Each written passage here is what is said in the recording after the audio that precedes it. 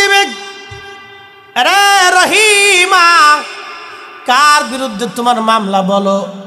বলে হে রব, দুনিয়ার ভিতরে আমি ছিলাম, আমার আব্বা আমার গার্জিয়ান ছিল, অভিভাবক আল্লাহ, আমি আমার গার্জিয়ানের বাবার সন্তান ছিলাম।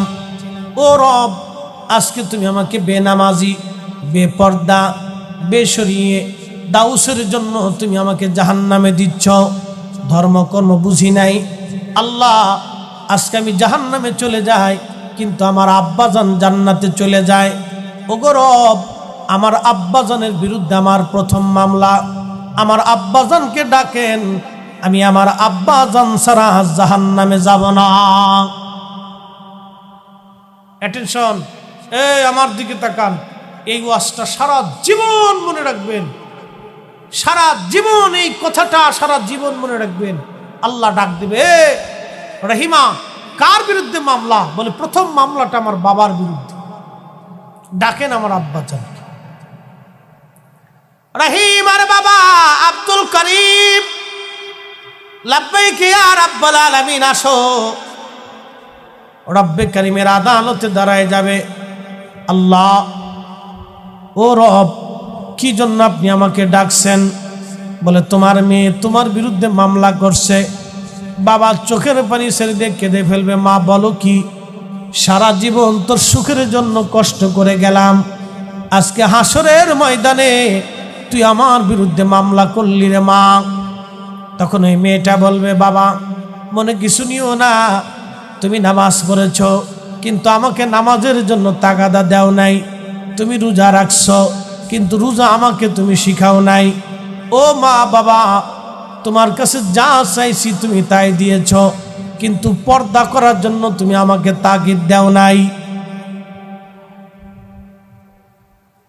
পর্দা করার কথা বলো নাই।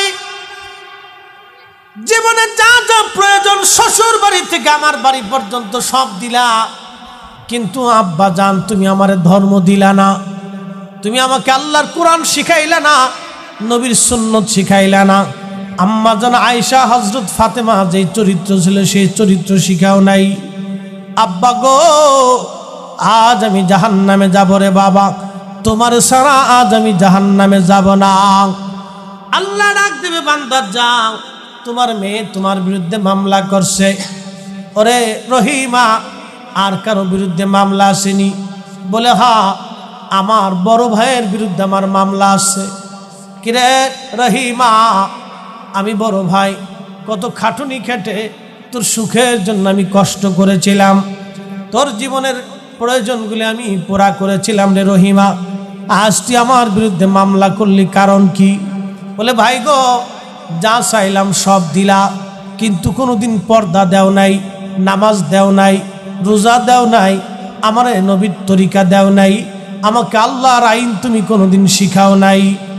ভাই, সুখের জন্য টাকা দিলা, পয়সা দিলা, সাধন গুজনের জন্য যা যা প্রয়োজন তা দিলা, ভালো করে বিয়ে দিলা, টাকা পয়সা দিলা, কিন্তু যেই জিনিস দিয়া আমি আখিরাতের নাজাত পাবো সেই জিনিস তুমি আমারে দেও নাই।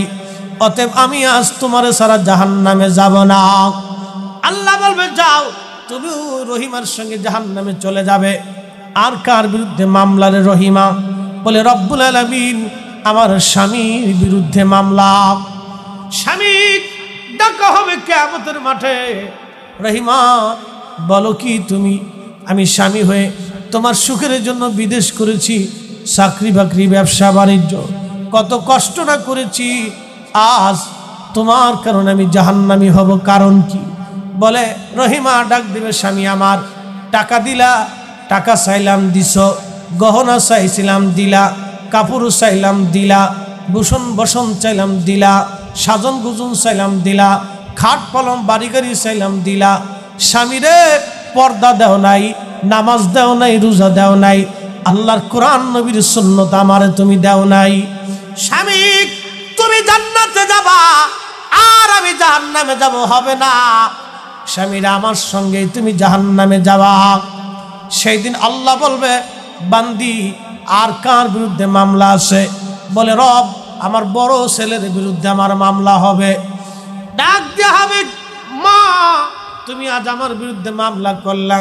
ছেলেরে তোরে লেখাপড়া শিখাইছিলাম, দুনিয়াদারি বুঝতি, কোনোদিন আমি মাকে পর্দার কথা বলো নাই, নামাজের কথা যার কথা বলো নাই, আমার কুরআন সুন্নাহর কথা তুমি আমার শিখাও নাই। ছেলেরে আজ মা আমি জাহান্নামে চলে যাব, তুমি জান্নাতে যাবে, এমনটা হবে না। আমি মা আজ তোমার সারা জাহান্নামে যাব না। আল্লাহ সেদিন ডাক দেবে, বান্দা তোমাদের আর কি কোনো বক্তব্য আছে? সেই দিন বান্দা বক্তব্যে পরাজিত হয়ে যাবে। আল্লাহ বলবে, ইয়া আইয়ুহাল্লাযীনা আমানু লা তুলহিকুম আমওয়ালুকুম ওয়ালা আওলাদুকুম আন যিকরিল্লাহ।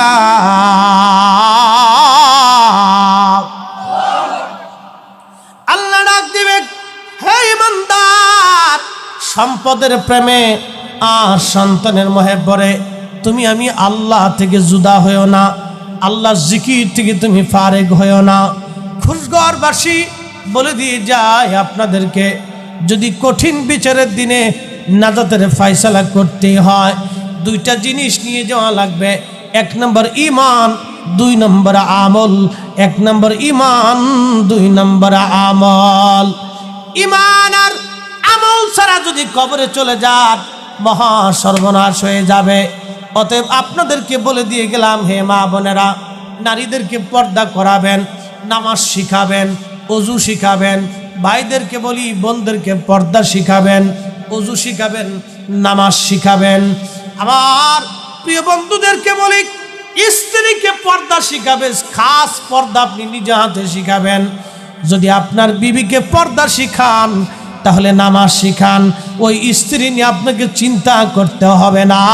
একবার জোরে বলেন ঠিক না বেঠে?